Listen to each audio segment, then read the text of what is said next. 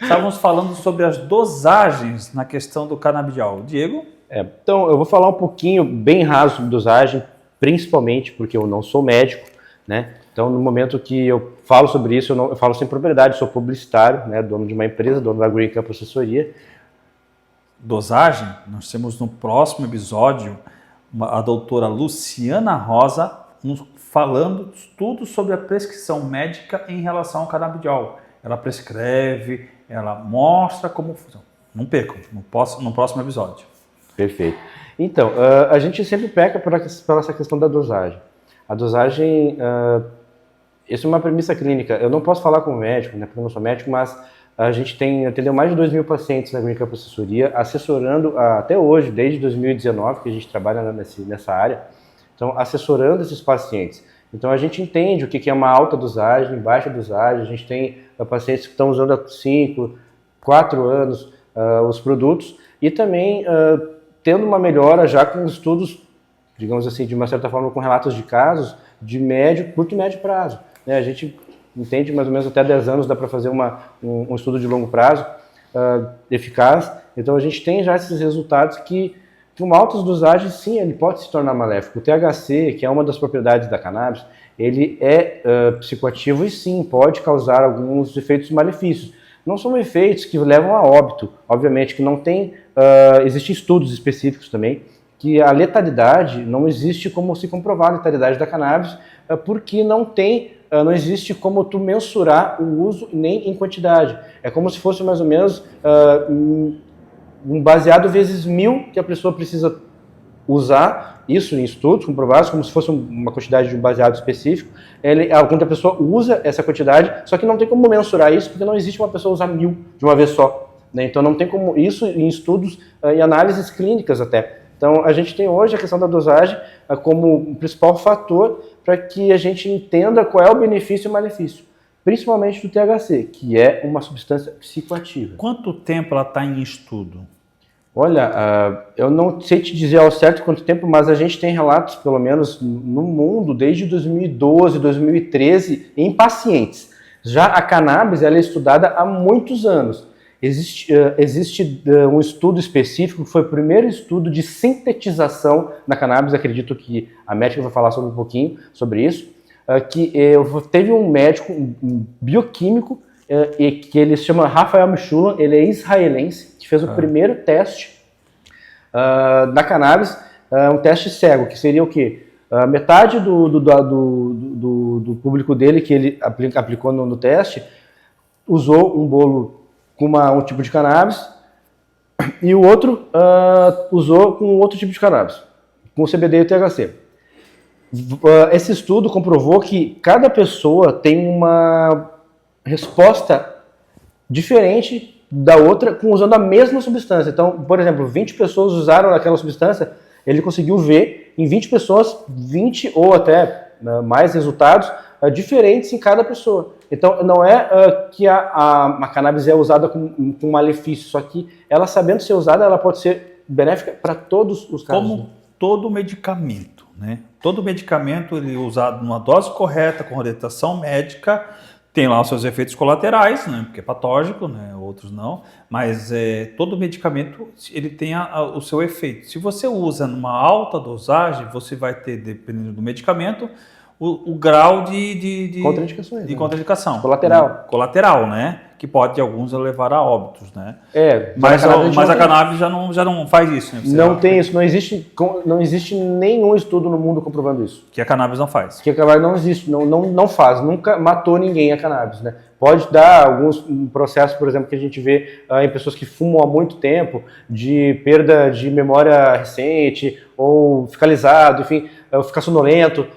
Mas que mata, nunca vi. Mas aí a gente não está falando do canabidiol, nós estamos falando da cannabis. A gente está falando das propriedades inteiras da cannabis. Nesse caso, que pode vir a ser maléfico, no caso seria o que a gente volta lá, o fumo, né? Sim. O fumar, que ele pode vir a ser maléfico, porém... São as quantidades de THC impostas na planta e no que se usa no fumo, tanto no fumo quanto em qualquer tipo de substância, qualquer tipo de apresentação da cannabis, porque a gente tem pacientes hoje que a gente atende comercialmente que tem altas dosagens de THC.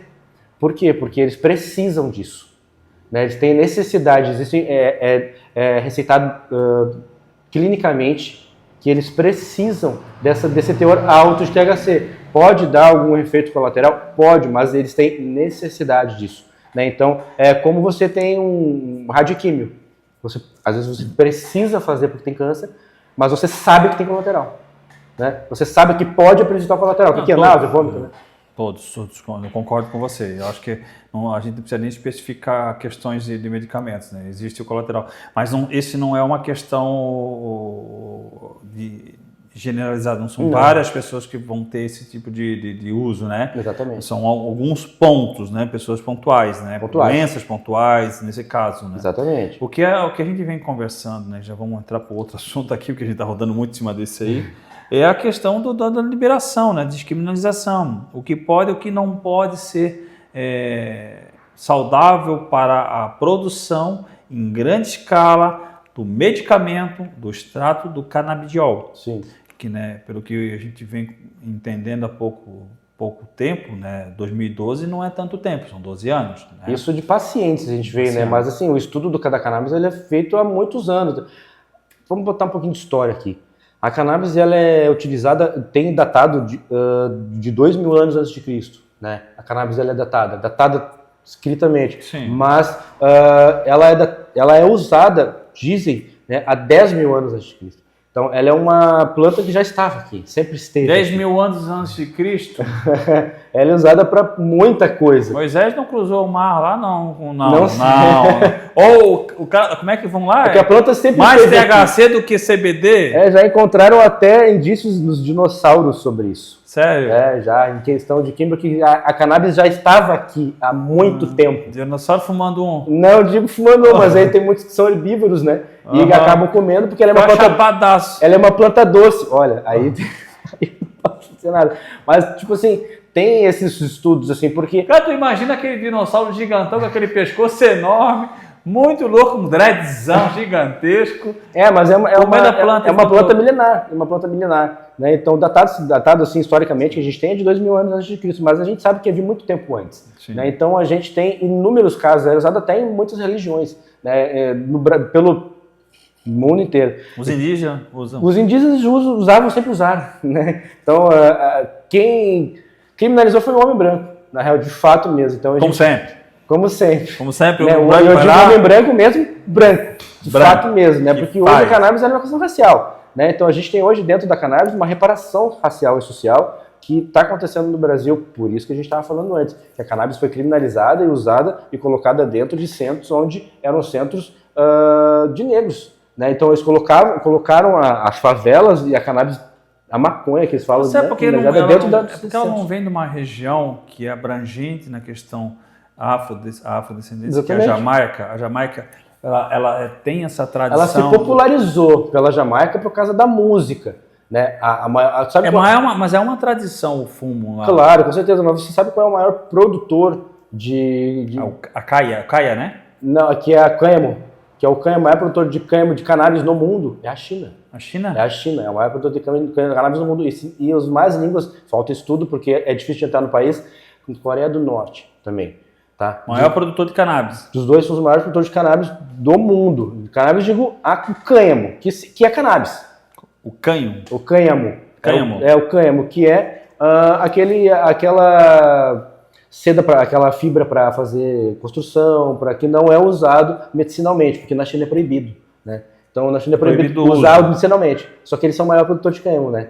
E aí, né? É meio controverso esse tipo de coisa. É legalizado o cânhamo, mas não é legalizado Aí tem a questão social, tem a questão religiosa, enfim. Aí eles que se virem lá na China em relação a isso. Mas falando sobre Brasil... Mais do que a Jamaica? Muito mais. Olha o tamanho da China, né? Perdeu o Bob Marley. Perdeu, total. A cannabis ela foi popularizada pela música por causa do Bob Marley. Mas não quer dizer... Ela é usada muito antes, né, na música. Sim. Ela é usada muito antes na música, ela é usada pelos negros do blues, né? Por que ela foi criminalizada nos Estados Unidos? Porque o alto escalão dos Estados Unidos estava começando a entrar nos bairros dos negros para ouvir blues, e ali começou a se trocar. As mulheres se interessaram pelos negros que fumavam a diamba. que na real se chama isso até chamou muito aqui no Brasil, mas se chama na África, a jamba. É a jamba, que é o quê? Que é a cannabis. É usada, tem mais de 100, 200 nomes da cannabis no mundo inteiro, né? E diferente. Eu já conheci dois diferentes aqui, né? Que é o cânhamo e a cannabis. E a cannabis. Não, cannabis eu já sei. Agora o outro que você falou agora, que é a Rhoderaria, que é um dos tipos dela. Que é um dos tipos, que é aquele que tu não usa medicinalmente. Mas falando de medicinal, que a gente tem a sativa aí... Que é o que a iniciativa. Que a gente tem que voltar... Eu quero conversar sobre a iniciativa. Né? Então, Mas CDB, vamos falar sobre o CBD. CBD. Né? Que é o interessante nesse assunto hoje, né? Não é questão, então, a gente vai que a gente chame aqui alguém da área, né, do THC para falar sobre o THC, vai falar que é benéfico. Não, né? O THC a gente vai falar um pouquinho sobre o CBD e THC. E vindo de encontro a isso, a gente tem essas duas propriedades que são benéficas e elas agem em várias patologias específicas, né? Então a gente tem hoje, e também no próprio mercado, a gente vê uma abrangência muito grande em relação ao uso e consumo disso no Brasil. Né? A gente tem dados específicos, isso é datado, né? Tem estudos específicos de empresas que trabalham diretamente com a cannabis hoje, que fazem produção de pesquisa, que 70% 70% da população brasileira, 70% tem indicação de uso de cannabis. A gente pega todas as patologias que tem indicação e tem a indicação de uso, é como se fizesse uma revolução industrial, por exemplo, coisa que a indústria farmacêutica hoje não quer. Né? Então, infelizmente, a gente tem...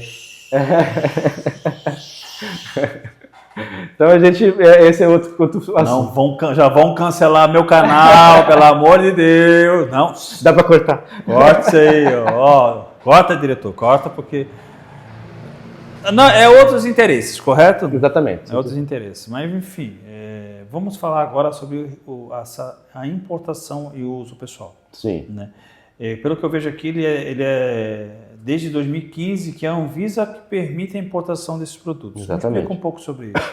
Então, lá em 2015, a Anvisa passou por vários processos de flexibilização na importação. Tá? Vou começar desde como começou, né? Desde o início, de como se sucedia antes.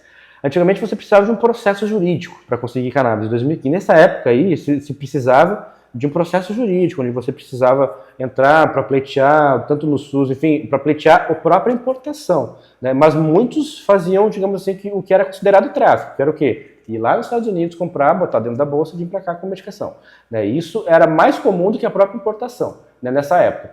Por isso que ela começou a entrar. Por quê? Porque a primeira paciente datada de fato mesmo foi a Charlotte, que foi uma menininha, em 2013, se não me engano, que ela começou a tomar e foi a primeira pessoa no mundo que começou a tomar e deu super certo, digamos assim. Foi quando eles conseguiram fechar, por exemplo, a medicação específica, essa menininha começou a tomar e ela se difundiu pela história dela. Né, que ela tinha uma patologia específica, agora não me recordo, mas se não me engano era epilepsia, né, de difícil controle, e ela simplesmente virou uma, digamos assim, uma referência nesse sentido. Até uma marca de CBD, que foi a que, bem provavelmente a que forneceu para ela, virou Charlotte Web, pelo nome dessa menina que é Charlotte. Eu não me recordo o nome, é Charlotte Web. A Charlotte como se fosse o web designer, por exemplo. Charlotte Web, que seria uma das primeiras marcas mais difundidas no mundo, que conseguiu fazer esse fornecimento para ela e fez essa homenagem para ela. Hoje, infelizmente, ela é falecida,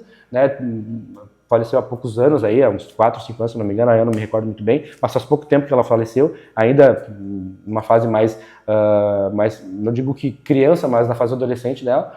Então, devido às complicações que ela devia ter, né? Porque epilepsia de difícil controle é uma coisa bem complicada, né? É uma coisa que não é benéfica, assim, né? A gente vê nos pacientes que a gente toma que realmente é uma neuroprogressiva, né? Uma doença neuroprogressiva que realmente debilita muito o paciente, né?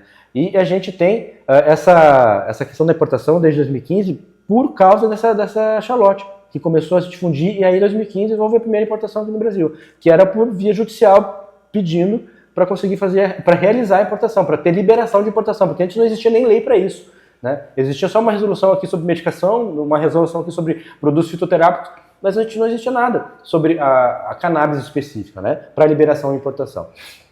Aí isso sucedeu que